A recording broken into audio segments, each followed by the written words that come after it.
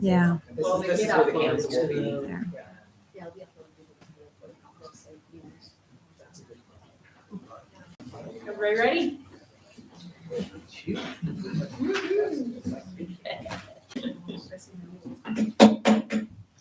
Okay, calling to order our very first regular meeting of council on January 10th.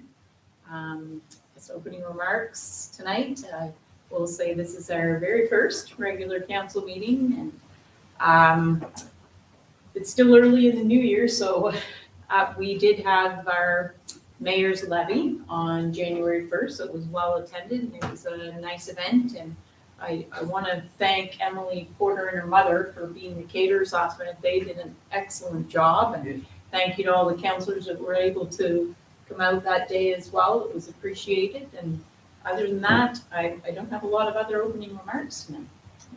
Well, we're early into the game here, so I guess we'll move on to item number 3, approval of the agenda. So everybody hopefully read through the agenda, and I'm just going to ask our clerk if there are any amendments to the agenda. Yes. We amended item number 4 to include item number 4, the declaration of conflict of interest. Next item that was amended was item 12, move into committee of the whole.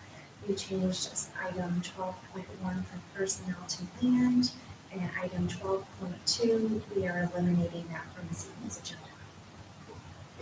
Great. If I don't hear any opposition, then we will make a motion to approve the agenda. I'll move the motion to approve the agenda. Seconded by Jeff. Sorry, Councillor Bradley. Okay. So for previous council, this is a new item, but it will appear on every regular council agenda. So item number 4 is declaration of conflict of interest. So I'll just ask everybody openly if anybody has a conflict of interest they'd like to declare given the agenda. Hearing no opposition, we will move on to number 5, approval of the minutes. So minutes of the regular council meeting for November 22nd, 2022. Those were circulated. Is there any councillor that would like to make a motion to approve the minutes? Or if there's any? Move. Okay. And Second. Councillor Bradley, secondary Rogers. Okay, we have a second set of minutes as well. So approval of minutes of the special meeting that we held November 25th, 2022. Is there a councillor that would like to make a motion to approve those minutes, or if anybody has any questions on that one? I have a question. Yeah, Where did we stand with the end of that meeting? The special meeting? yes. That we are going to, do you want to address that one, I guess? Sorry, CAO? was it the 22nd or the 25th? The 20. The special meeting, the 25th. We just dealt with the one item, the motion, which was the signing of the contract with Local 719. Oh, I'm sorry, I thought that was the other one. Okay. Good. Okay. Yes, as far as consideration of third reading of Bellatier, that's what you're, That's what I Wondering thought. about it. Yeah, I was looking at the wrong. and there's still no resolve on that. That'll get discussed. Okay, So I'll move to accept the meeting minutes of the special as meeting. distributed, great. Councilor Bradbury on the second. And I guess I should probably say Laura for the record motion. Motion passed, right? For you? Yeah, so. Let's say for both sets of meetings, motion passed. Okay, so moving on to item number 7 is business arising from the minutes. I'll pass that over to CAO. Yeah, so for the minutes from the 22nd, anything that's business arising, we'll talk about into the whole tonight. That's the delay in item that we'll update on that. And then on the 25th, that was the signing of the collective agreement. That was where I think of, so the contract, collective agreement with the local 719. So that's been signed and all good.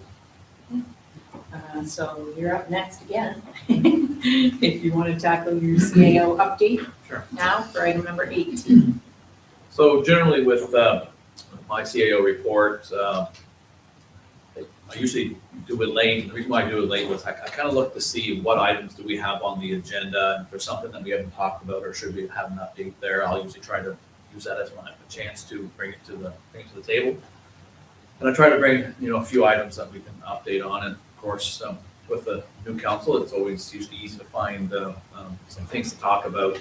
But there have been definitely some new things. So just 4 items tonight I kind of want to bring to your attention. Last year, if you recall, we had made an application with the Active Transportation Fund for two programs, 2 grants. One was for $50,000 for an active transportation plan. Late summer, early fall, we had received a word that we did get that $50,000.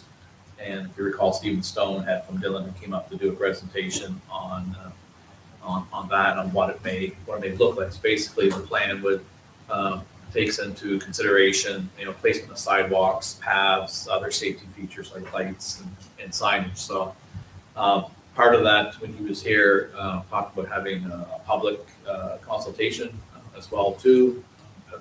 Plus, of course, we'll meet with council probably a few times. With looking at that, it'd probably be early March or late February when the public consultation will happen, and we haven't booked a time yet for it, but it would probably be at the Air Motor Center, I'm guessing in the gallery room some evening. So we knew that. So that part we knew. The second part that we were waiting on was we had an application in for Deacon Drive for some money to help with that.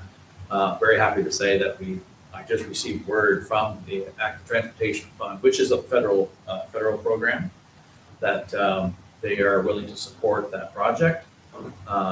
They're willing to contribute, support 60% of the total eligible costs up to $141,000.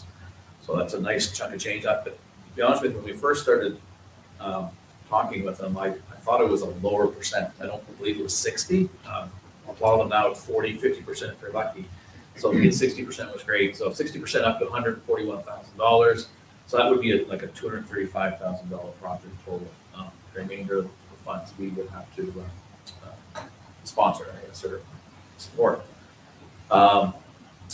Completion of that project would be has to be completed by March 31st of 2026. So it doesn't have to happen necessarily this year. This is an ongoing fund that's out there for a few years. We can actually, of course, $235,000 partnership won't do everything we want to do, but we can reapply for more money. So that's why it's 2026. So we can wait till we have submit other applications down the road to continue if need be. Any questions with that one? No, good.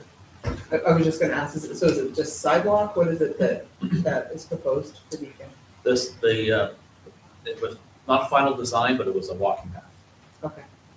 And we will say and clarify for anyone listening, for all those around the table, that there's never been a formal decision on what it is we're doing, because part of it was reliant on funding.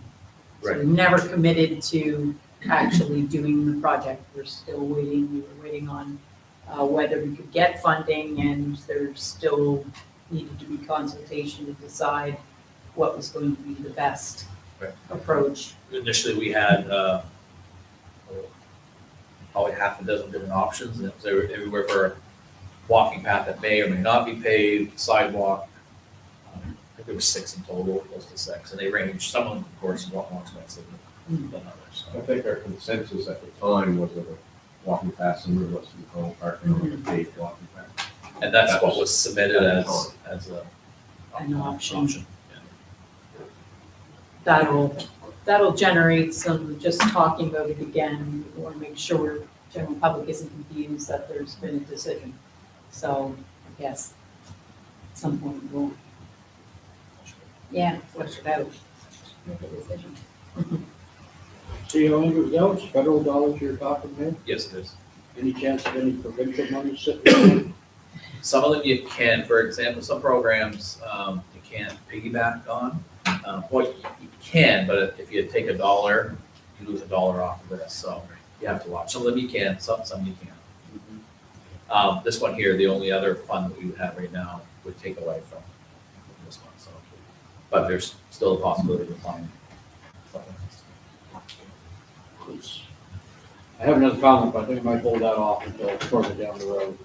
I'll make note of it here and maybe send you an email on that. Second item, just an update on the town square project. That was really hard to try to find some funding for that, with dealing with different avenues between RDC and COA. Especially with the COA end of things, we had applications that we thought were gonna be approved and they never showed any traction moving forward. After, it probably was at least 2 years, trying to get a deal in place. We did strike a deal with RDC for a 50-50 split, and that's RDC is a provincial level. And I forget the total number off the top of my head, but they said they were going to, they had the maximum as well too, but it was enough to cover half the cost of the square. We did do some changes on our budget. Just with the timeframe, we had to update it 2 or 3 times to make sure that our number was a hard number, because once you get the funding in place, there's no going back generally. So, but the unfortunate thing with RDC and the timing of it was by the time we did that and they were moving forward with the design process, what it was going to look like. It was kind of too late in the year to put out a tender. By the time you would have received materials, you wouldn't have been able to build it. But I mean, it was our goal to have it in 2022. The funding partnership agreement with RDC expires in April, which makes it hard to build between now and April. Everyone that's in that business knows until every bit of frost is off the ground, out of the ground, there's nothing we can do. That being said, I've been in contact with RDC and had been months ago to say, this, thank you, but this isn't going to quite work. How can we change it? And they were very willing to work with us. They kind of suggested to see if we could spend some of that money, if you could, before their fiscal year ends. Remember, ours is calendar, theirs is April. So instead of doing it in one tender, the whole thing, we have a couple other tenders that are out right now, and you will see them probably in January. The results of those to award them, instead of doing it, like I said, all the construction, the purchase of the materials, the bricks, lights, benches, that sort of thing. We, Trace Engineering has put out tenders for these other items ahead of time. So, and the main reason for that, well, there's 2 reasons. One was to make sure that you get a good cost for them. Of course, the longer we wait, the more they're going to cost, and just to make sure that they're here, so that when it comes time to, we could have put a major push on, get this tender out in 2022, but it wouldn't have, the material wouldn't have happened, the arrival of it. So Jim Scott, who is the guy from Trace, wanted to make sure that he was doing it right. So we will see a couple tenders come council here soon to possibly award those for some of the materials. So there will be at least one more, and it would be, of course, the construction of it. So we'll have more of an update on that at the next meeting, because they might even be here for that one, because I think it's the 16th, I believe, is when they close. So we talked a little bit earlier about development planning in the last meeting. So we had a meeting with Dylan this afternoon, Crystal and Nick, and myself. It was kind of funny. One of the great things about having municipal reforms, it officially begin in January, is it's really going to help with the development planning, because not a whole lot of development planning happens in January.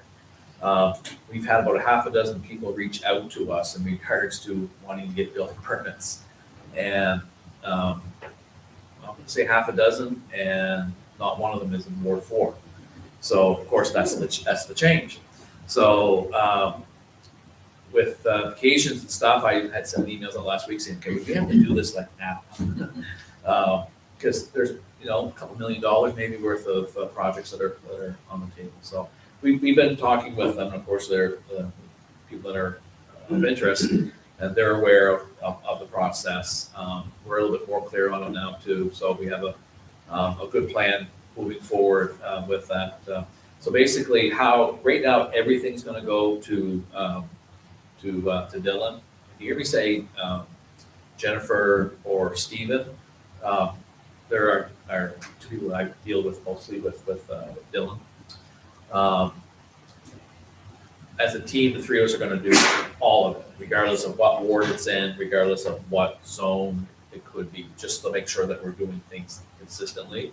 What will happen eventually is that this office will do everything residential for every ward, that level of permit. If it's a commercial or anything not non-residential, Dylan will do it. A lot of that has to do with the fact that now municipalities have to have a planner on staff.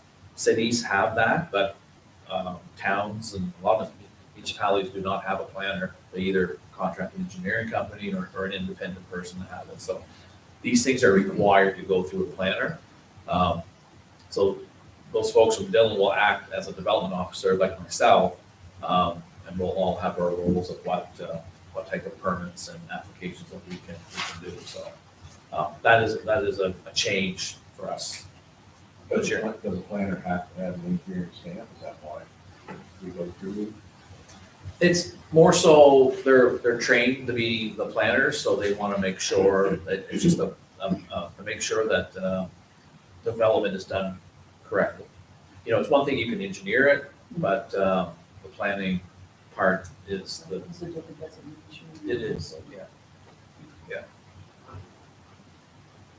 So that's that part. Any questions more on that? I know we talked about it, I remember, was it the swearing in or just, maybe it was just last Tuesday. Yeah. About someone might have asked you a question about it, and I kind of went off. And there was another person last Wednesday, and then all of a sudden there's been like 3 or 4 people there. Some of it's residential, some of it's commercial, so it's good. So, yeah, absolutely. So, you're saying eventually that just residential will come through here, but regardless for like a citizen, they would always come here, and Yes. you just might have to. The point Send of it off. contact is definitely here, Yeah. and so then everything here goes to either stays here or will go to Dylan. We're in the process here. It'll probably take to the end of the month. We want to make sure that we're going to tweak our permit application. Actually, the one that the RFC used to hand out, these would have been used to, is a lot nicer than ours was. So we're going to, and we had gone that way with it, but we're going to make it even better. But even so, there's an expectation of when the citizen comes through the door and they say, here you go, you know, and if it has to say go to Dylan, you know, say we would expect an answer back within, say, 24 hours of this is what the process is going to be. And maybe the process is as simple as go ahead and issue the permit, or if it goes to PAC. Basically, actually, Dylan now also will be the folks that run PAC. We will, myself as well too, as a development officer, but they will take the lead on it as submitting applications. So we will have it so that on our webpage, Facebook page, is that these are the hard dates. And it's just because we're such a bigger area now that we'll have to make sure that, okay, these are the dates we have PAC. This is the cutoff for applications if you're submitting anything that has to go to PAC, just to make sure that it's consistent. We need lots of notification too for the wards, because it's a big change for a lot of people. Yeah, Permitting in general is a big thing. Yes. It's not non-existent in the country, you yeah, know, and it's, so we need some advertising because. yeah, sure, yeah. So Andrew, how does the zone work in Ward 1, 2, 3, and 5? Like So- for a commercial, like, is there outside right now? There's zoning there too as well, Zoning there, and they have the definitions that we're familiar to with Ward 4. They have different names. Now, we may, it's for conversation, because we're starting like the zoning and the municipal bylaw, we're gonna start that like we gave them the dates today when our council meetings are, so we can work back and stuff with it, is, we may want to come up with new zone names. But, because say R1 is R1, the other boards may call it something different, but, 'cause like, some of them will be the same, or we just keep it the way, what they're familiar with. I guess that's stuff that's all for discussion with that. Yeah. We got a copy of the map, of what it is. We're gonna really go with like a web map as well too, so you can click onto it and, this is my property, what is it? And it's gonna be, like, it's just a matter of putting it together, which shouldn't be that long to be able to do, so it's gonna be a great. So we had mentioned at one point that hopefully Dylan could come and meet with all of us so that we can understand their role in the process and working with Andrew on regular, development, but also within the PAC. I know we've identified that as a sticking point for ensuring that the steps are abundantly clear for whichever path it goes, whether it's a variance that needs to be requested through PAC or a full rezoning, so that everybody's well aware. And obviously, as Councilor Martin pointed out, in the boards that are used to going to the regional service commissions for any permitting, this is a big change and a new change. So we do need to find good ways of how to communicate that.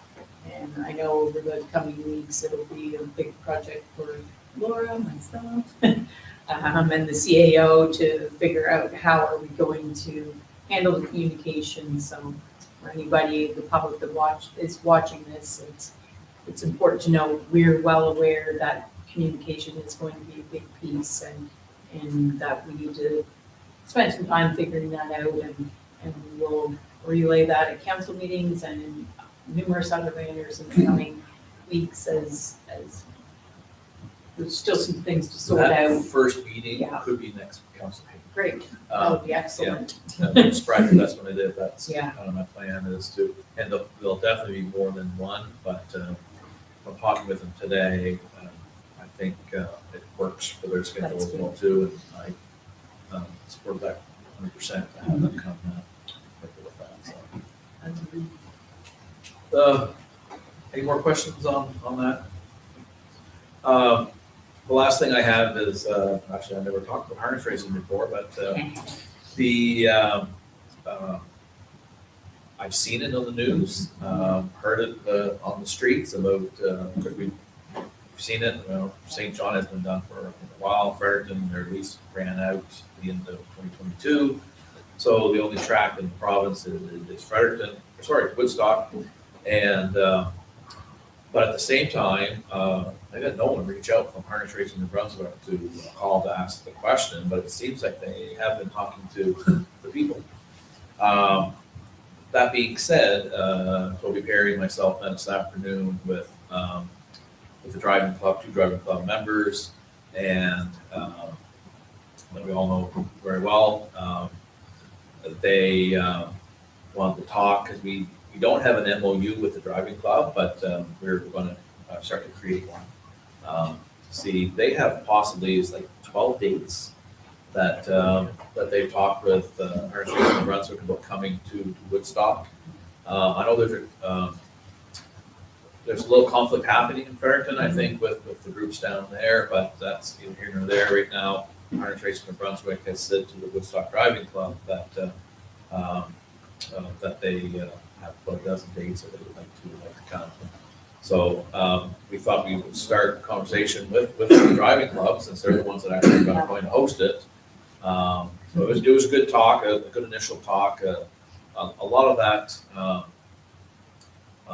if you hear, if there was an agreement made between Harness Racing New Brunswick, we have not even talked to them. It's just been with the local club here. So, and that's like that's the way we're going. So Harness Racing New Brunswick is kind of the overseer of it. They say they want to go and they look after it. So, yeah, it sounds like they've had some initial talks. Their group of what they would like to do, how they'd like to see it. They'll probably mirror a lot of what you BC during the Old Home Week race, the setup. So anyway, we just started that talk, and Toby and the group are gonna sit down, maybe to hash out what an MOU might look like, so that we can look at it. So, yeah, here, so. I understood that they'd have 12 events so they can support televetting. Yes, that's right. It is time for that. So that's all I have. It'll be an interesting one to see unfold in Fredericton, how that all. Yeah. Yeah. Yeah, it's my understanding that, I mean, I forget how many, it's quite a large, I heard the size of how many acres, it's actually a lot larger than I thought it was. But and it's not all gonna be developed first off, but the first phase is the track and the stables. That's it. So for you, any more questions for the CAO before we move on? Ready? Okay. So we do have a couple pieces of correspondence tonight, and I will pass it over to our clerk, Laura, to read through for us. So the first piece of correspondence we received was from Daniela Fernandez. Just read it for me.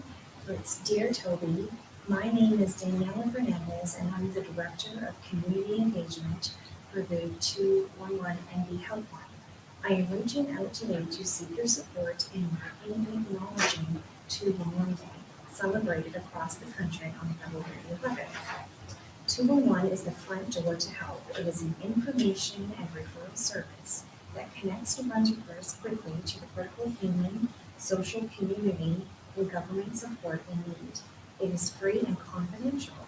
Phones are answered 24/7, 365 days a year, in 170 languages through interpretation services. And anyone can call. Parents, seniors, workers, business owners, community support organizations, teenagers struggling with being away from their friends, everyone can use the service. During this time, our core mandate is to assist New Brunswickers to navigate food access, financial assistance, mental health resources, newcomer supports, family services, and more. Given that 211 Day is approaching, we are wondering if you would be able to help us spread awareness about the service so that no one is left behind.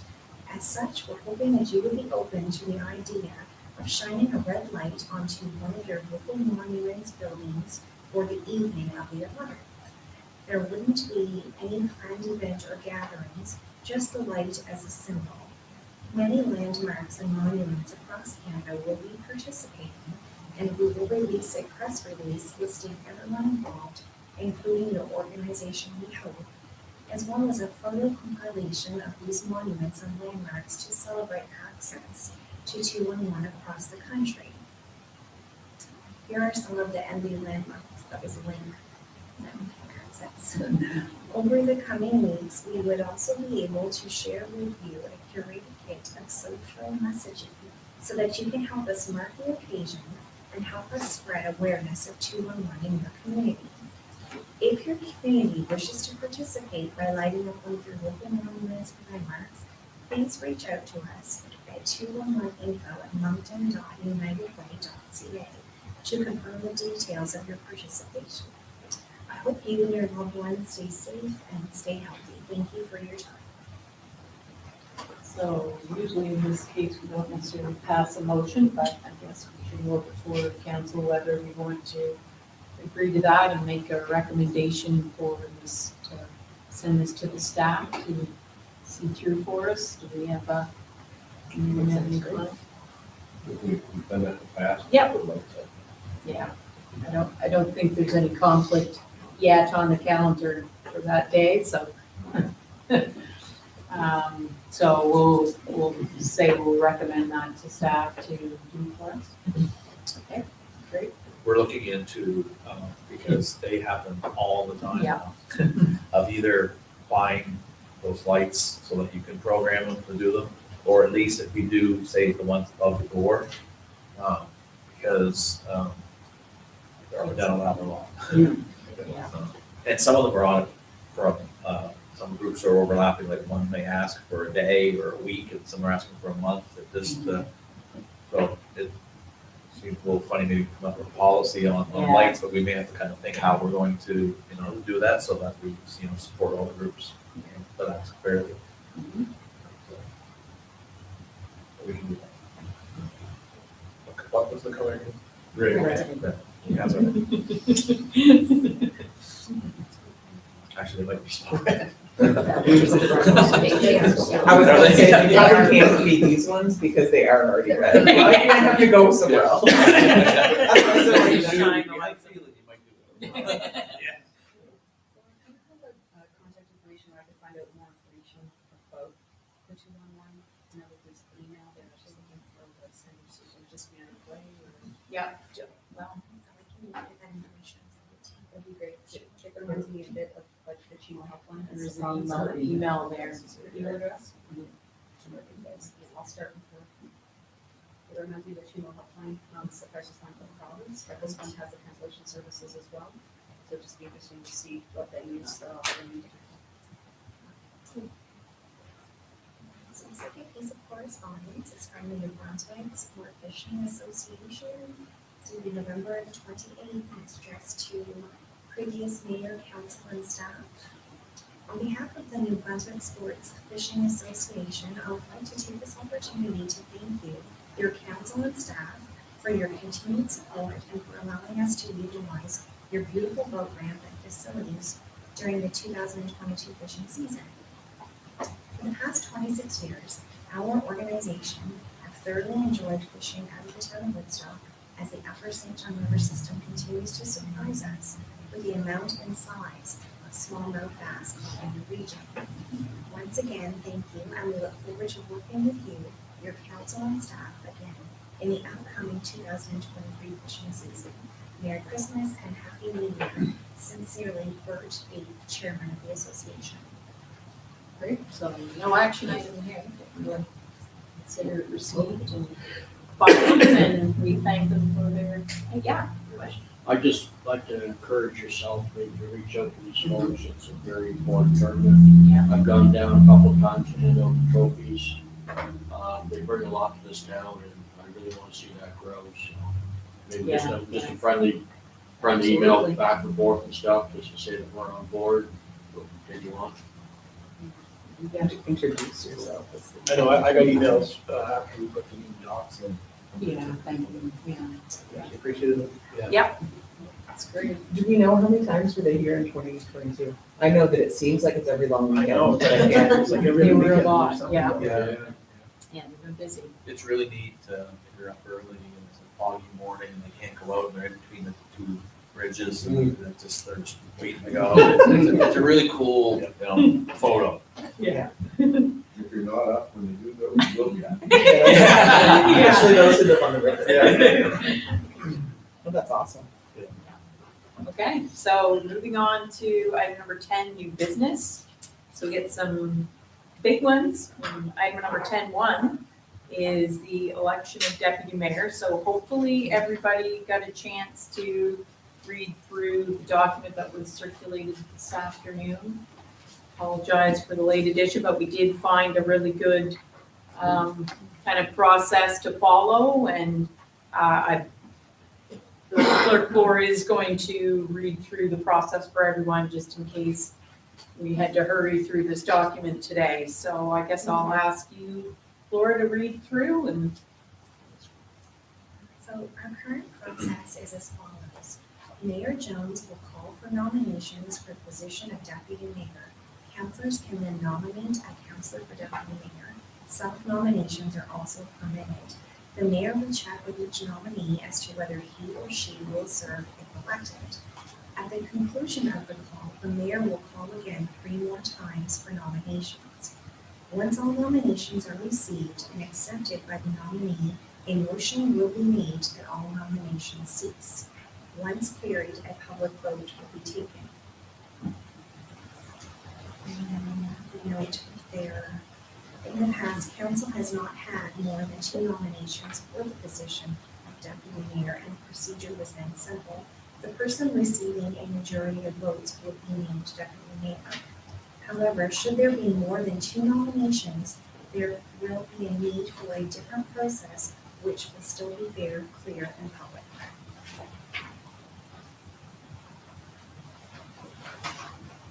If there are more than 2 nominations, a majority of council is still required to elect the deputy mayor. This means that more than one vote will be required if no one receives a majority of the votes. No one will be dropped from the ballot in this case unless he or she wishes to withdraw their name. The reason for not dropping anyone is that councilors are entitled to change their minds and vote for someone else in the second ballot, and if this happens, those with the lowest votes can potentially attract enough votes to win. After all nominees have spoken, the mayor will call for the vote. The town clerk will then call on each member of council to state the name of the candidate they choose, and the votes will be tabulated. The results will be read into the record. If a majority of council present votes for one candidate, that person will be named deputy mayor. If there is no majority, the mayor will ask if any nominee is willing to withdraw their candidacy. Afterwards, the list of candidates, not including those who withdrew their names, will be read and a second vote will then be called. This process will continue until such time as a candidate receives the majority of the votes cast. Clear as mud, everyone? Okay, we're ready to proceed. I guess I will ask for self-nominations first, because I expect that that's probably likely going to satisfy us tonight. So if anybody is willing to put their name forward for deputy mayor, I'd ask you to raise your hand. Okay, so we have 2. We have Councillor Bradbury and we have Councillor Rogers. I will also officially ask if there are any other councillors that would want to nominate anyone else. Seeing no other, seeing no other hands, now we've got to ask officially 3 more times. So I'll ask, this will be the first, if there are any other nominations. Seeing none, I'll ask the second time if there are any other nominations. Third and final time. Are there any other nominations?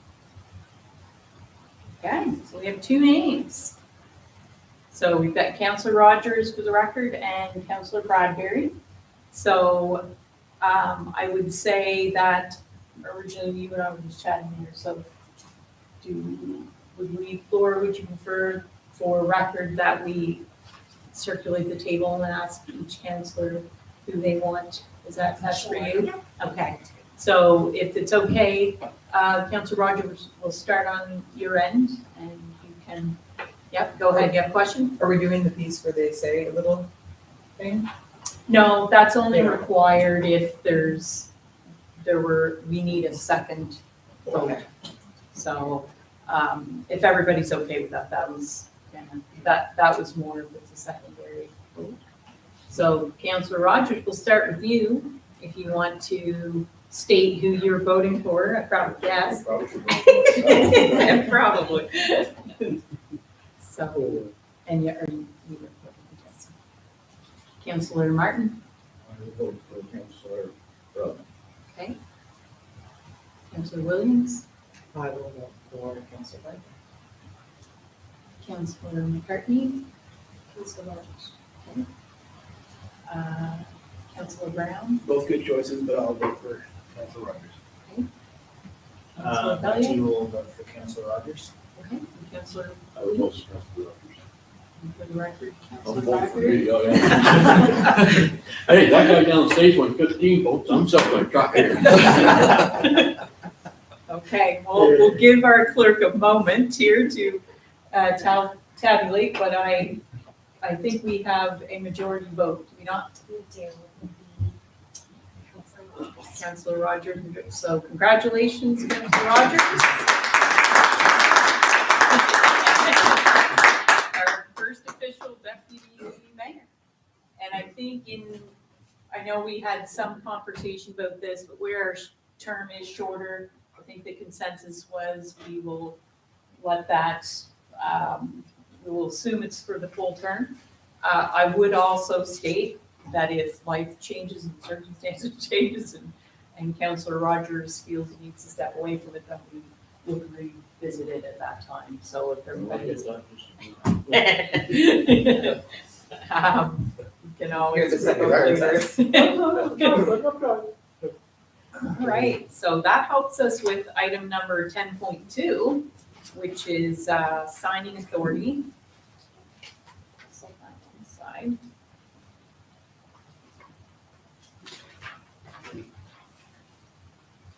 So for the signing authority, essentially we'll read a motion tonight, and I'm gonna make it easier on the councilors tonight, simply because we have it in the format we do. The clerk is gonna help read motions, but in the future, the motions will be part of your package, and I will be asking councilor members to read motions, because it actually helps it facilitate and move things forward.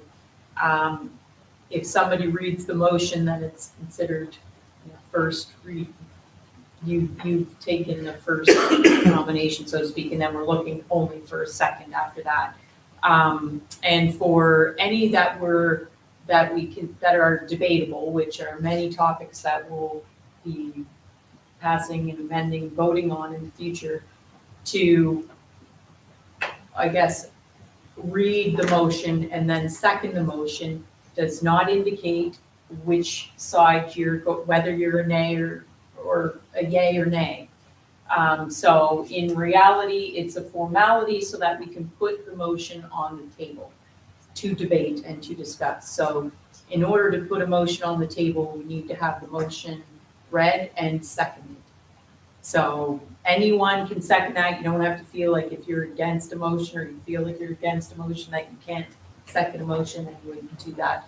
As deputy mayor, you'll probably be called on more frequently than not to read a lot of motions anyway. So regardless of where you stand on it, it's just saying we're all in agreement that this motion should be tabled and debated and discussed. Then after debate, then essentially we would take the vote then, as long as everybody's ready. Any amendments or anything like that, we will take care of the clerk. I think what I want to see happen for sure is that there's always whatever we're reading is written down so that it's clear, even for bylaws, so that even if we're reading a bylaw by title, that we're all active in the process so that everybody's clear what it is we're passing a motion on. Especially in case we need to amend something. If we amend it, we will clarify the wording so that we can reread it with the amended wording. I think that's important to get in the habit of doing that. It will also help get everybody active. And if there's things in each one of your wards, we'll probably be calling on the councillors in their wards in particular to read motions and get everybody involved. So first one is for signing authority. So it is essentially to add Mayor Trina Jones and the deputy mayor, who we can amend this now, to add Councillor Rogers as signing authority. And at the same time, Arthur Slip, Amy Anderson, Anne Marie Gautour, and Fallon Lappage would be removed from having signing authority. So I will ask the clerk to read this one with the amended name, please. Be it resolved that the officers, directors, and employees of the town of Woodstock, as hereafter listed, be authorized to give the bank instructions and perform transactions on behalf of the town of Woodstock. Trina Jones, Mayor; Mark Rogers, Deputy Mayor; Kristen Cokie, Director of Financial Services Treasurer; Andrew Garnett, CAO. And that 2 signatures required, Mayor or Deputy Mayor, along with CAO or Director of Financial Services Treasurer. So essentially, because Laura read it, we would ask for one of the councillors to make the motion. I'll move it. So, okay, so Councillor Brown has made the one, and you're going to second it. Councillor, he's quick. For anybody new, he is quick to make a second. Okay, That's great. So motion carried. Oh, sorry. Motion is not yet carried. We need to vote first. I jumped the gun there on that one. So tonight, and we may do this and have it in the future, especially where this is live streamed and not everybody can always decipher who's saying what. So we're going to go with a show of hands for voting. And I'll ask for, when I say, for everyone in favor, show of hands, just leave your hand up until we call the operator, just so we can record it. So I'll ask on that motion, everybody in favor to raise their hand. So that's everyone. Anyone opposed? Motion carried. I wonder how long before Laura sitting over there will actually vote. Yeah, exactly, fine. Just fine. I know that before I punch my head, I'm gonna sit there and say, yay. Yeah. Okay, so that takes care of item number 1. Item number 2, I know we've discussed in our orientation, we have a number of boards that we have a council representation for, and I hope everybody gave some consideration to that. I know I've heard from a few of you on some of these. Yeah. Oh. I apologize. Yes, we have a little budget update in there for poor Kristen. We almost forgot you. So 10.2 is taken care of, but we will skip back to 10.3 and let our Director of Finance, Kristen, give us a 2023 budget update.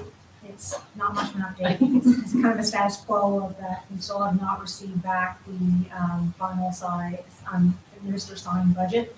So we did reach out to Don Ferguson, our advisor, committee chair, to ask, what is it, and we're talking about it. And he did say, we could present it. However, there is still a possibility that it could be changed at the provincial level. And he really did advise that we probably should just wait until, the final signature is taken and everything is on it before we make it public. So we're hoping, I think we've been saying this for quite a few meetings now, or for, discussions that we'll have it for the next council meeting. We should be able to go into as much detail as you folks would like with it, but as at this point, it still hasn't been finalized, so. I'll just add so that they feel that the province is really delaying. One of the people that signed off on it had a death in the family Yeah, and I at did. Christmas time. So that today, I didn't realize Yeah, that. and so they're a couple weeks behind. Well, I think that it just, with The holidays, yeah. the whole process, seemed to not go as seamless as we all thought, thought it was going to be, but that, reviews up to the province, like we thought, we were really being told that, send it to the province, you get it back within, a couple of days or whatever, and all those kind of things seem to be days or weeks longer than we expected, so I think it just has pushed everything back to where they are, and just trying, the holidays to get all the budgets done, so we should hopefully have something for this meeting. If we get ahead of time, we'll make sure that. Yeah, Sure. Yeah, figures out that we can, as soon as it is, we can definitely send it out to everybody to get a good review of it for any questions, and we'll do the public in the next council meeting. and expect that when they release it, the rates will go largely public across the board anyway. So general public will probably find out at the exact same time Yeah. as we do. Okay, any questions on the budget update? No, yeah, I just have a question about budget in general. Sure. Where Andrew was talking about, the town square project, for example, or something like that, we're committing the province to put up this 50%, Mhm. and we're not setting the budget this year, like how does stuff like that fall in?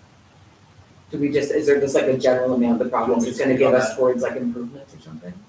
Don't speak on that. All that I might say is because it's been forever since we've been planning this one Yes. before Kristen was One here. more time. So we've actually had reserved that money Okay, because we had hoped to do it even the year before that. So we have our portion of that in reserves. oh, So between that and then we'll learn a lot between Kristen and I presenting it.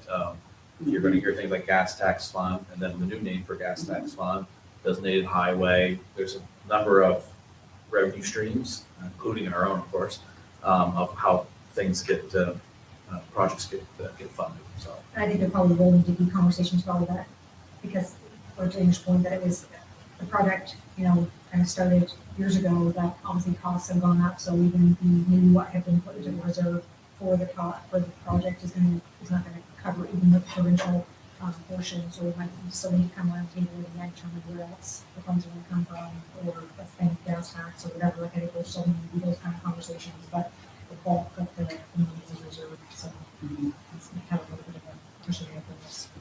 Before we move on, I will add that, again, I know we've talked about this and mentioned this, it's a bit of this is an odd time of year to be talking about these items that would otherwise have been presented to you by year end. You should know the answers to what projects are moving forward into 2023 that we have reserves funds for. And so this is an odd situation all around, and I appreciate the question. It was a great question.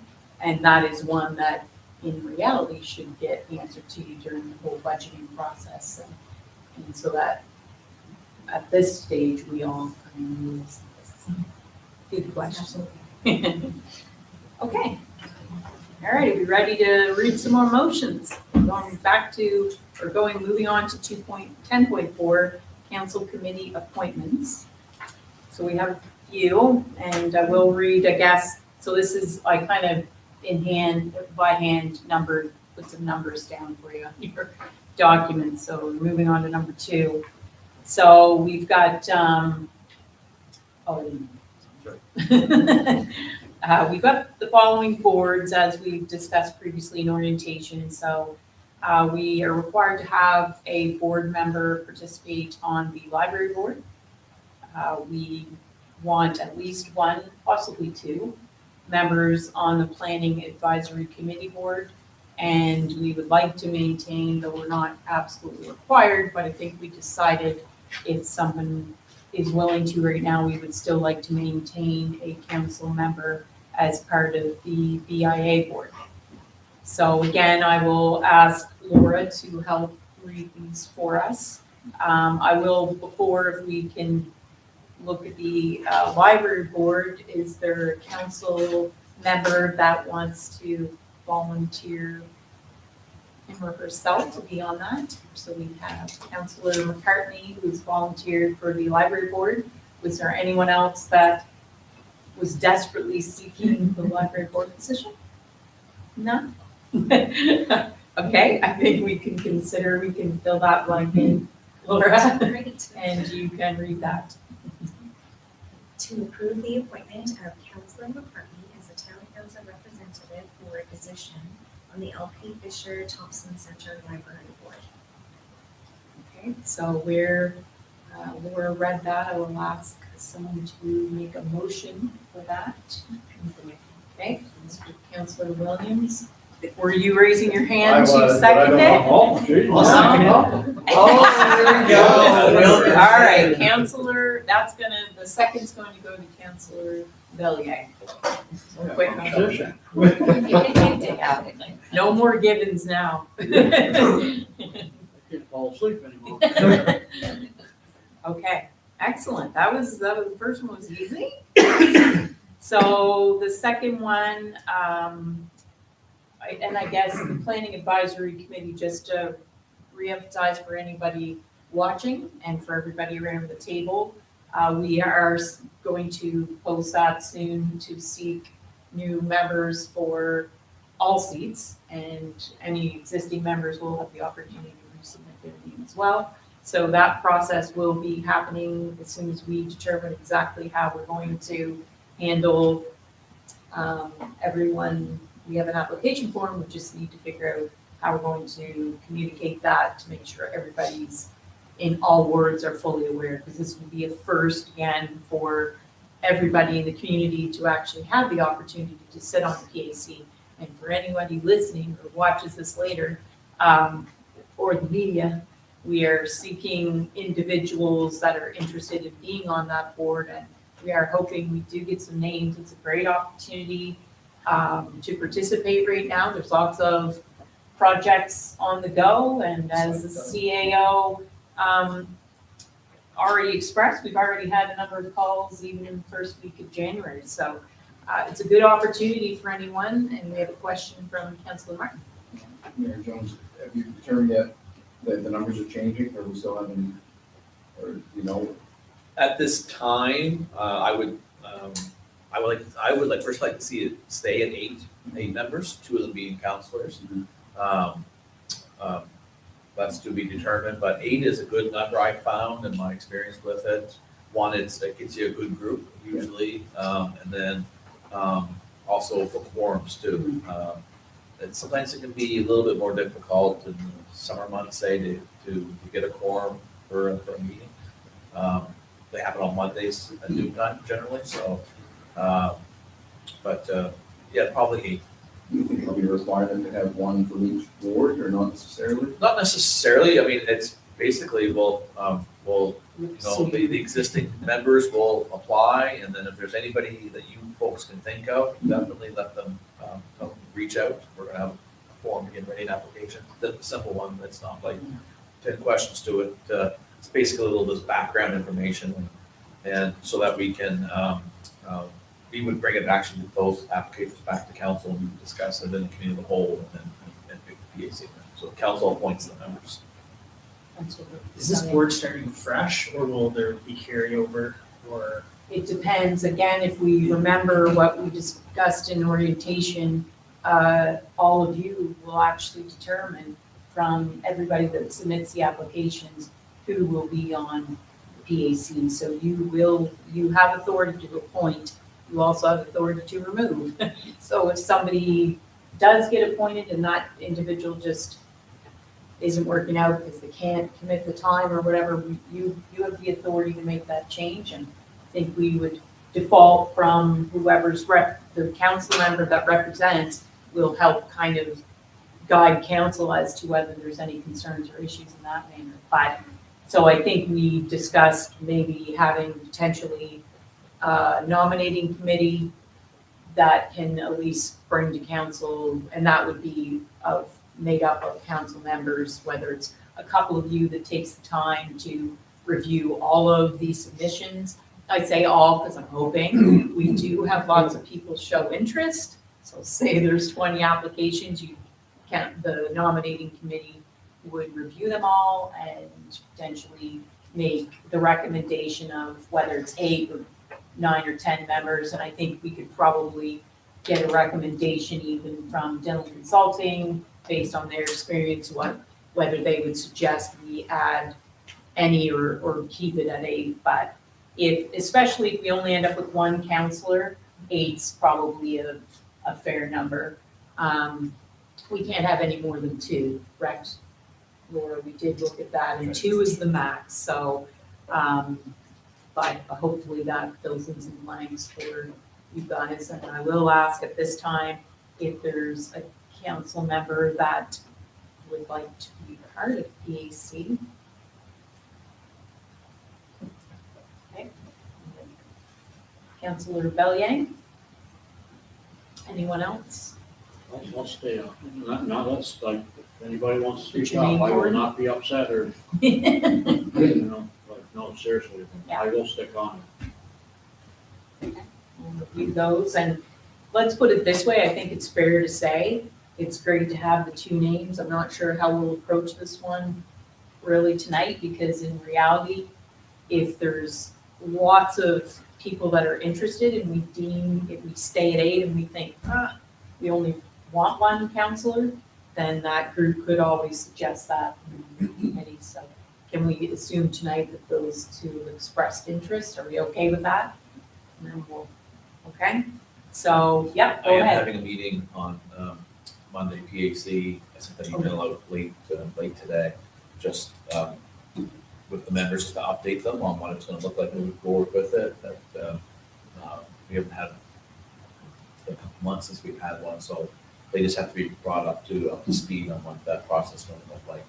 So it's going to be Monday at 12:30 at Sam's room. This Chief Ford has something going on in this room that day, so we're going to have it at Sam's room at 12:30. So probably won't. What I have to say might take 5-10 minutes, and I'm sure the PAC members may have questions. Will we go back to our regular start time, 12 o'clock? Like after this meeting here, or is 12:30 with a new time? That's just because actually Sandy's room is booked ahead of time, so we just gotta make sure they get out. So we'll go back to 12 o'clock. Yes. And that's part of the discussion too, actually with, I guess I don't want to go squirrel here, but Yeah. in regards to, doing it, and sometimes they could be, like, we've always done them just in the room. You could do it kind of like, virtually as well too. If you were away or, but, well, we're gonna have So that that same may be, freedom as well. I didn't realize you meant at dinner time. Yeah. That may be an issue for me just with work commitments, but, Virtually might be. virtually might be an option. Sure.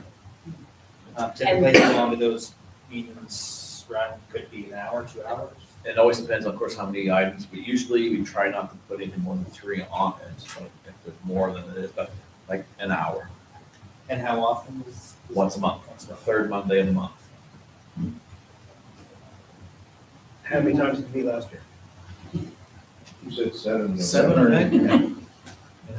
And they're You can public. usually make arrangements. Yeah. They're public meetings. right? Yes. Like, so you don't have to be alone somewhere. Yeah. Be virtually, there can be other people in the room, it's open to the public. But yeah, I can make that. I should be able to 7. arrange this to make that work. Okay. Laura, we ready? You want to read that one with? To approve the appointment of Councillor Bellier as the town council representative for a position on the planning advisory committee board. Do we want to add Councilor Bradbury as well as options to continue? Sure. And To approve the continuation of Councillor Bradbury as the town council representative for a position on the planning advisory committee board. then should we amend this so that it's not appointment yet? I was about to say, if you, Mhm. you're gonna vote on that, Well, we can, There's no need to do the motion. yeah, there's no real need to do the motion if we're going to, if everybody's Or we okay can with appoint that. them, and if we need to take one off, or one of them decides to come off. Yeah. But we can take them on and off, right? That's correct. So that's fine, fair. Call deputy mayor. I'd like to have them there. Yeah, that's I knew there. Okay, yeah, because if you don't, if they don't. Jackie, your mayor's the best.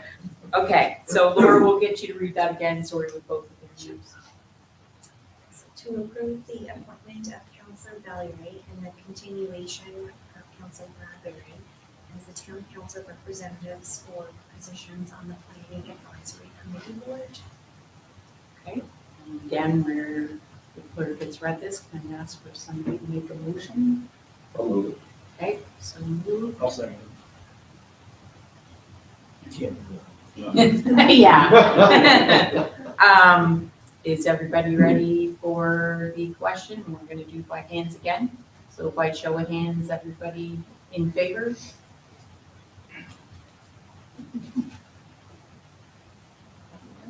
And, okay, and by show of hands, anyone opposed? Motion carried. Okay, next would be the Business Improvement Area Board member. So I will ask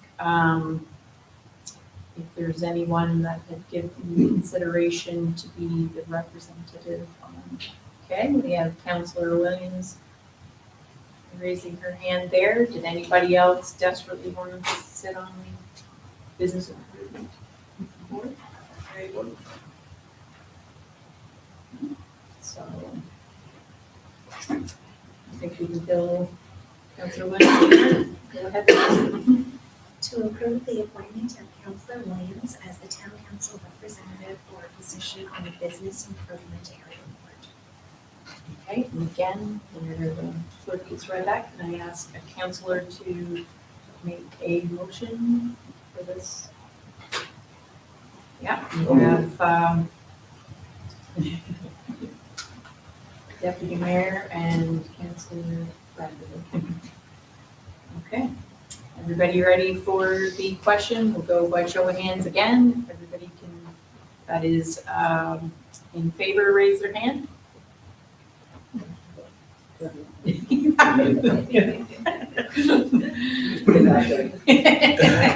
Okay, you got that, okay, and anyone opposed? Not, so motion carried.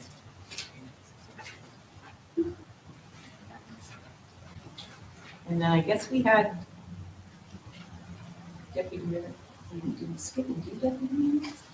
How did we did that at the, we had it twice, so. It's blue now, we're fine. Let's skip. We're moving along, almost done, guys. Okay, so at this point, unless we have some opposition, we won't necessarily have to do formal motions, but as was shared in orientation, we discussed bringing back or stating some standing committees. The three that I had asked everyone to give consideration on were the finance committee, an asset management and building committee, and third, the public safety committee. So I will, before I guess we can, if anybody's opposed to any one of those committees, or if anyone has any questions, I did send out a document. Hopefully everybody had a chance to review that, to kind of give everyone an idea of the level of commitment and kind of the purpose of those committees. Does anybody have any questions on any of those three? I have a question on the public safety. Yeah. That's what I'm interested in. Yeah, great. Specific knowledge. Would that be a conflict for me? My job. No, because in reality, it's, or I guess Andrew and Laura, you can chime in. I don't see it as a conflict simply because you're not making motions, so to speak, at the committee, standing committee level. You're making recommendations. And it's you as a group that would make the recommendations together. So, I agree with you 100%. In fact, I can give you an example of the meetings of a municipality up the river that has a fire chief. As the head of that same committee. it's actually a benefit. That's what we want, right? We want, if you have background in something, that's what we want at those tables. So, good question though. Anyone else have any questions on any one of those specific before I start to? Are you looking for one or multiple on some of these? So right now, I think tonight, it would be good if we could designate a chairperson. If you have a committee that we don't have a name yet, we may hold that over and give some consideration. I can appoint, but it'd be great if there are councilors that have interest in a specific committee. I will say, no matter what, any councilor can attend any of these committee meetings. There's no restriction for councilors at all. In particular, they're supposed to be public meetings, so. So they'll still have a voice? Councilors will still have, like, Yes, if no, I showed up to, went down, visited Norman there, public safety, I could have a voice. yeah, if you attend the meetings and, yeah. The chairperson allowed. Voice but no vote. Yeah, so, and I think in general, where we want to move with this is the chairperson with probably myself and the CAO will help determine who else can, from staff might be on that. I know with finance in particular, we're looking to seek a couple of individuals that are well qualified in the accounting world from general public to sit on that committee meeting. So we will help between the mayor and the CAO, we will help every chairperson build that committee and help establish the members. And I know the clerk will distribute for standing committees. We'll get to the next ones, the special committees next. But for standing committees, there will be a like procedural document that goes with all of those, and any meeting will require meeting minutes to be produced, just because that's the point of a standing committee, as we discussed, is it's a long-term committee that we expect to be around for years, really for our term. On that, Yep. takes those minutes? So the chair would be responsible for, you could designate somebody in the group to be secretary and take minutes, but it would be the chair's responsibility to submit the minutes for those meetings back to the clerk. And when I say minutes, they really don't, the minutes aren't intended to say, Councillor Rogers stated this and staff member Frank stated this. It's simply a summary of action items that are taken or that, so we'll help give you guides and examples for what those minutes should look like. It really shouldn't take an exorbitant amount of time to produce minutes for your meetings. It's not intended to be a reenactment of what was all said. It's just sheerly what it is you're accomplishing. Now, from a council perspective, we want to give guidance and give direction to all our committees for what it is we want them to do. All committees, whether they're standing or special. So I think that'll be a task for probably all of us, and we can converse on that as to exactly what it is we want. I know public safety is going to hit the ground running because we've got a lot of moving parts on that one. We have some active community groups. I know there's, they call themselves the Team Group, that's extremely active and has been working to solve some issues in their area, in particular in Ward 4, on the, I guess it'd be Union Street, King Street area. So there's already some community members that are highly engaged, and I think with public safety, we've identified in some of the conversations and meetings we've had before, which helped spawn the request for the active transportation fund project planning. So to identify issues with, because all councilors last time for new council members, most of us were getting feedback from general public over concerns over missing sidewalks, non-visible sidewalks, stop signs that were either they didn't feel were necessary or vice versa. So there were lots of comments on traffic lights. So again, there's a lot of items that group can certainly hit the ground running with. I know if we talk about public safety and potential for our police force and expanding that jurisdiction, that could be an item that is discussed with that group and recommendations made. So there's lots, that's got I guess a wide range of topics that fall under there, but there's definitely a need for that group to get up and going. So our community members have a forum to, I guess, provide their feedback and concerns to us through a little bit more of a designated group instead of right now. I think it goes all the way to the top most of the time. So we're trying to help, do our job and probably accomplish more as a council by having some of these committees. So that's covers a lot of public safety. Does anybody have any questions on either of the others or questions in general? Does anyone want to volunteer to be a chairperson for any of these committees? Have you got any interest in? We're not there We're not yet, there deputy mayor. I think the building. Yeah, okay. And I will ask again, if the conversations are of the assumption that there's no opposition from council on any one of these meetings. It is your ultimate choice. So express interest to be on that committee as well. Oh, yes. To be on the committee. Yeah, yes, so if let's start with the finance committee and then we'll work our way down. Is there a council member that would be willing to chair the finance committee or has an interest in the finance committee? I have an interest, I don't know necessarily want to be chairperson, we can discuss that. Okay. What's involved. I too am going to heavily participate on the finance committee. So you can mark me down.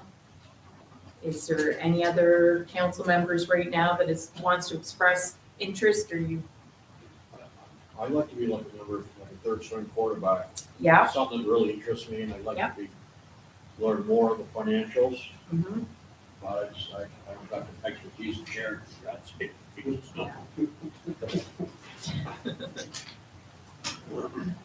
That's great, and I know, Kristen's like an automatic, she will be part of this, committee, so, which will be great, and again, we'll work to form, and then the CAO, as mayor, I will try and be at as many committee meetings as humanly possible, unless there's a conflict with something, I will try and attend all of them. CAO will try and do the same, he may struggle to get to all of them, but that's kind of usually the goal. Yeah, and so that's a good start. We'll rock, paper, scissors, council, right? Chairperson for that. Asset management and building committee, so you had expressed potential interest to chair that one. Yeah, that looks. I'd be interested. Okay, so you want, yeah, You gonna be on that one too? Yeah. All right, cool. Cool. Yeah. I'd, Jeff's gonna chair it, Councillor Bradbury will chair it. I'd be interested in being on that one if you. Yeah. That, again, and that, That's a big, it's going to be a big one, and for the benefit of the media, everyone around the table and anyone listening, this committee is extremely necessary right now. We had a brief conversation before over possible assets that we may have acquired, which were none. However, we have a lot of assets and not necessarily a formal capital asset management plan in place, which makes it difficult and has kind of exposed us, I think, over time as to where do our assets stand in their lifespan and in their maintenance cycles. So I think we've already identified this room is fairly small now with a large council, and in this building in particular, the town hall, which does not have a space for the mayor currently. So I work out of my home office today. There are no more spaces for any additional staffing, and we already know there's probably one or two more that could be potentially acquired sooner rather than later. So that's an issue. We know the fire hall isn't necessarily meeting the needs of the fire department, the police department. I'll be polite tonight, but that building is aging, has aged.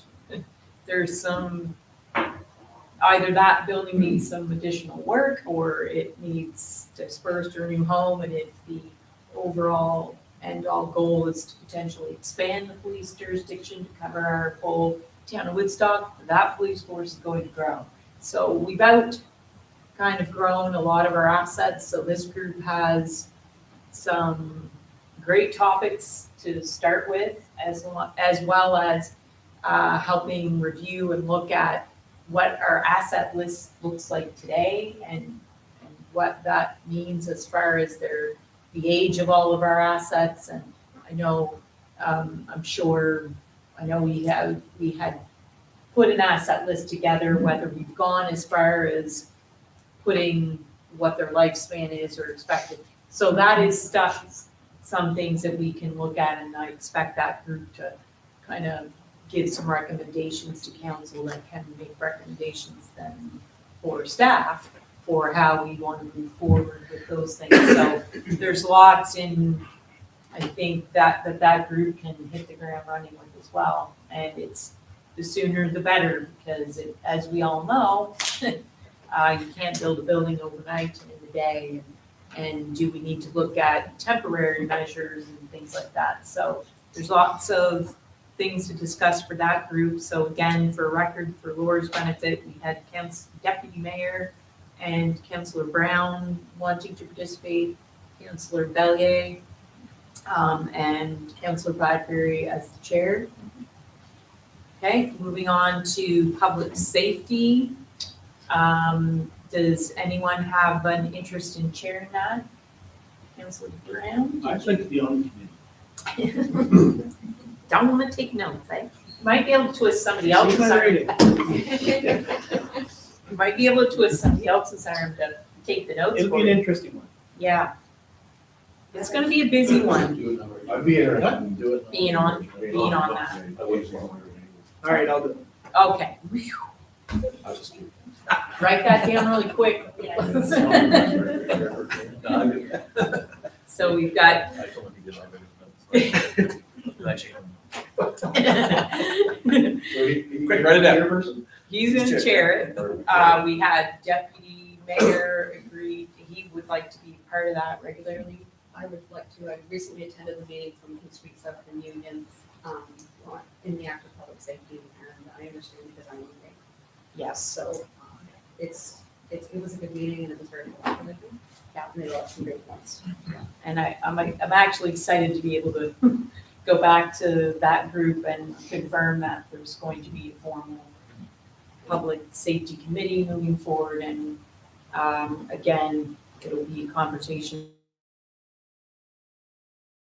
with communication methods for how all community members and community groups can approach or feed information into that, but they've already embraced that.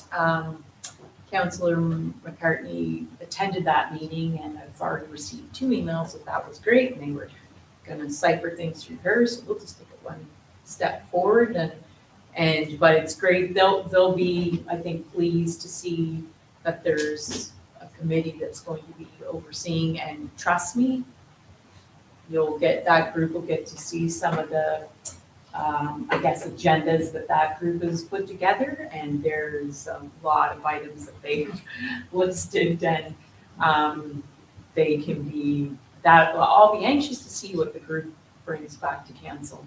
I'll definitely be participating in that group as much as I can too.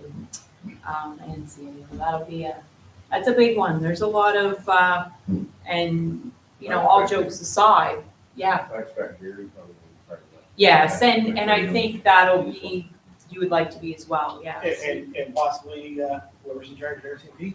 Yeah. I think I like to be on that.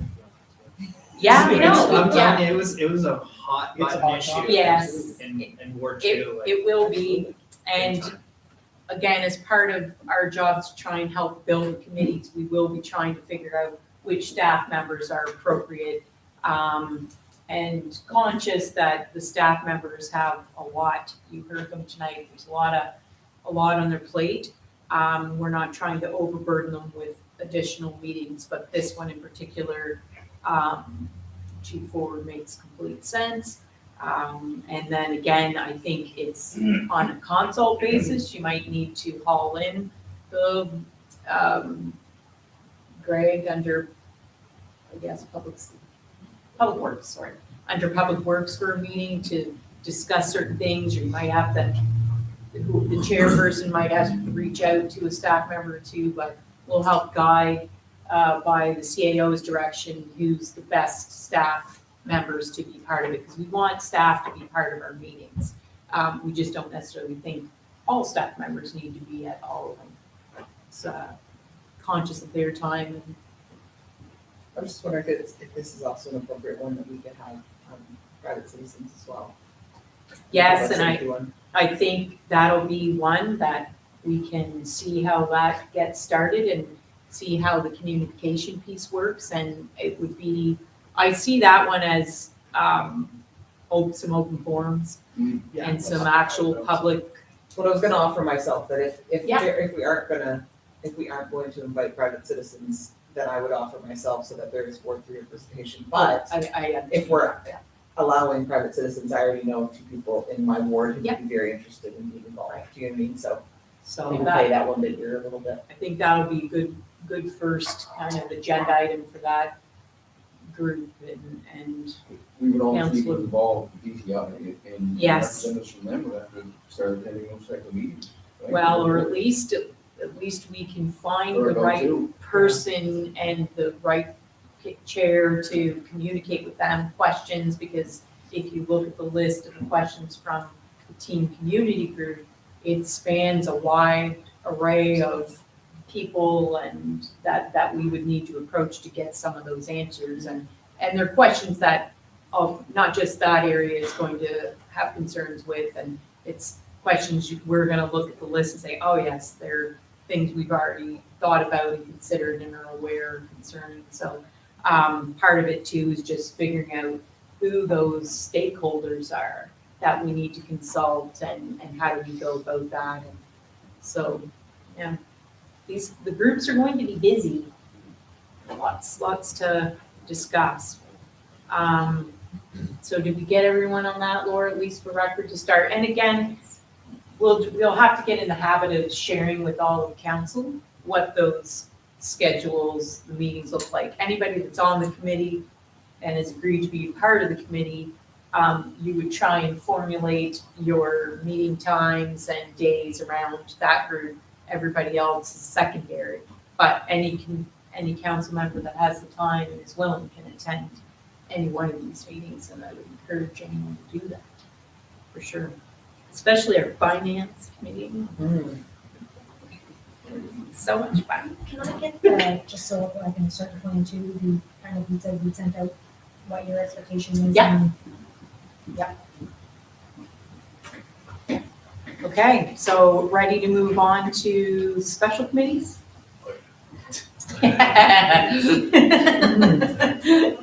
Don't jump out of your seat, Deputy Mayor.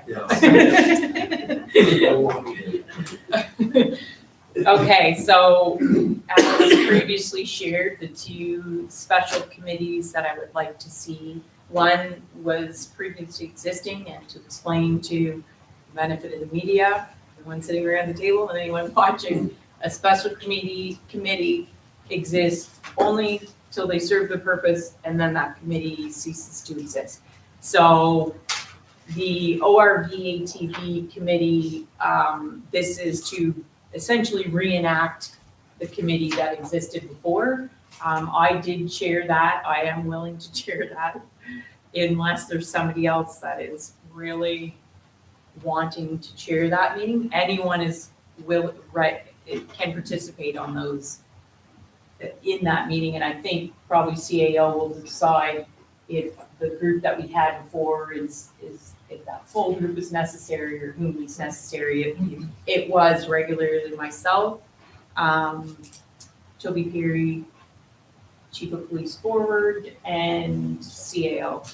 So we had a subcommittee of myself and Toby that did a lot of the legwork, and then we only bothered the CAO and the Chief of Police when we were ready to actually kind of put something forward and just make a final decision that we brought back to council. So I'm okay chairing that if everybody's okay with that. Or would somebody like to put their name forward with that? I would recommend stay the same. Yes, it's just as easy because it's a continuation, so it's easy for us to pick up and go. And we have a big task ahead of us, which again is more public consultation. And so for the benefit of the media on that one, it will be to review. That group will seek public opinion, business opinion.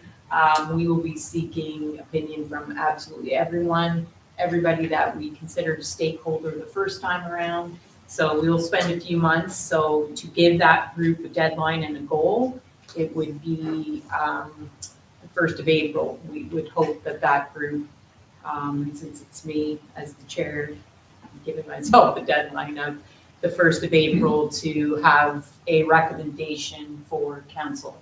So that would be for new council. I'm sure everybody's aware of it, but the bylaw that allowed the ATVs access to designated streets. So we redacted that bylaw basically at the, it would have been November. So November 2022. So the bylaw ceases to exist. So we will do our homework and decide whether as a group we feel we would recommend to council whether to do nothing or whether we would make amendments and, or enact as the exact same bylaw. So lots of homework for that group. I would offer it to be. Part of that, yeah. If you're Anyone else? accepting new members. Yes, we're accepting new members. We'll always take new members. Again, anyone who's able can definitely attend those meetings. The final committee, I guess, which is our second special committee, is a water billing review committee. So for the benefit of the media again and those that are listening and those of us around the table, we know there was a proposal made by staff to council very late August of 2022 to consider a water levy billing system versus a metered reading system that exists today. So the purpose of this committee, just for summary and for the benefit of everyone, is to do some additional homework, consult even more staff members, public works, and just give consideration of what other options. If we don't go that route, what does it then look like? So it would be ideal, and this one's gonna be a quick moving one. So if nobody else wants to tackle this, I'm okay to chair that if somebody else doesn't want to chair it and doesn't have the time. I definitely want some participants on it as best we can because there's a lot of work to do in short order. Ideally, there's a recommendation by the 1st of March for council for this because Actually, even end of February, or even, soon, as soon as possible. yeah, because it, depending on what way we go, there's administrative work to go with however we're gonna go. First going and second, or I don't know, if we choose to do 1 year, maybe that's a moot point, but if we are gonna kind of stick with what the process has been in the past, just twice a year, one in spring and one in fall, and if we're gonna do meters, actuals, we kind of get the ball rolling out for that process to start, so it's kind of a almost immediately need to make a decision of what way we're gonna go, and then once we know that decision, we can kind of see the next steps, but.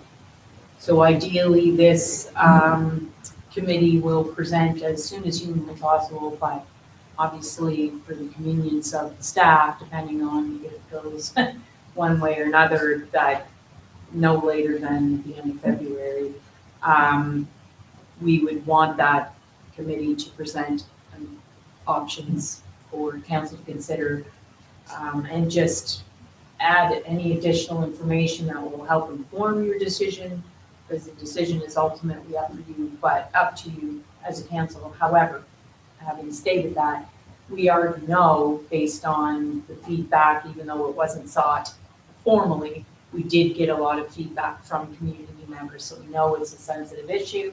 We know there's a significant cost increase in that original proposal.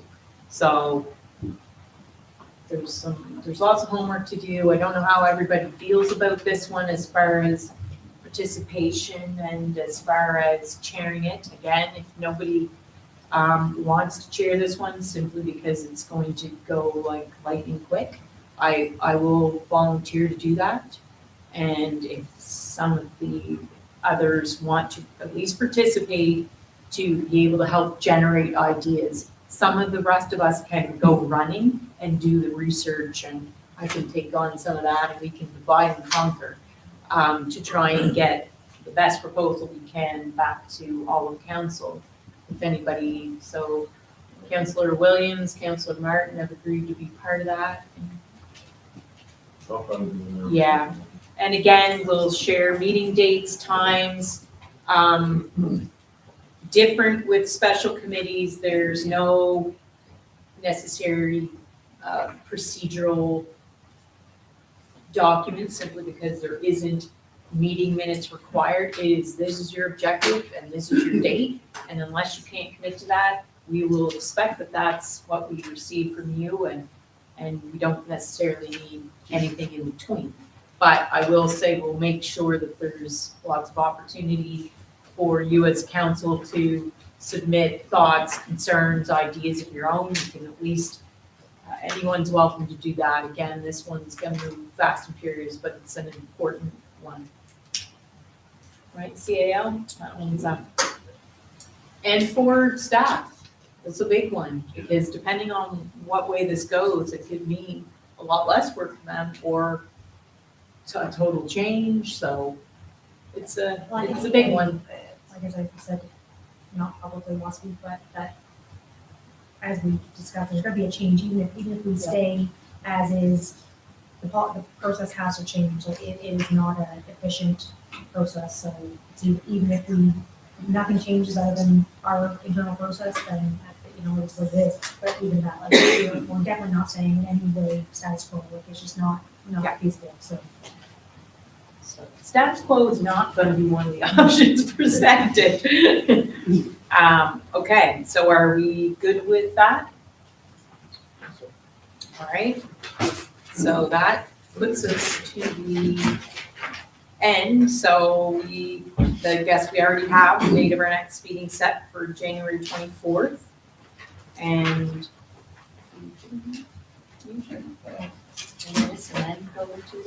okay, so we're missing one quick little bullet point, but we'll adjourn this meeting now. So I take, unless I hear any opposition, we'll motion to amend.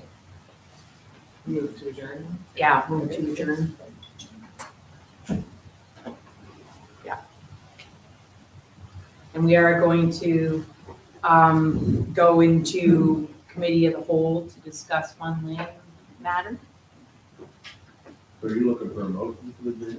Well, There you go. yeah, you've got a motion by Councillor Williams, by Ethan seconded. Yeah. What about where we're at? Well, in reality, probably what we'll do is we'll ask unless there's any opposition. And then unless somebody says no, then it's fine. Because then what happens is, we go to committee of the whole, if we Yeah. have to come back to make a motion, then we make a motion to go Yeah, back in regular session. Right. The right. motion is made, and then it's, So we'll still do that, just Yeah. pausing it. So we'll reach out to you if there's any major action items from. And is there a chance that you could send me a list of the Committee. committee members' names, and I think I got them with notes, but I don't want to know. I'll do that. No problem. I sent it first. Oh, good. Okay, good. So major forward to. I just did. No, I was gonna You say- asked, I didn't, I had to read it, I said, Oh, well, while you're okay. talking, so. Like right now. Yeah. I didn't think about it. Yeah, no, I just,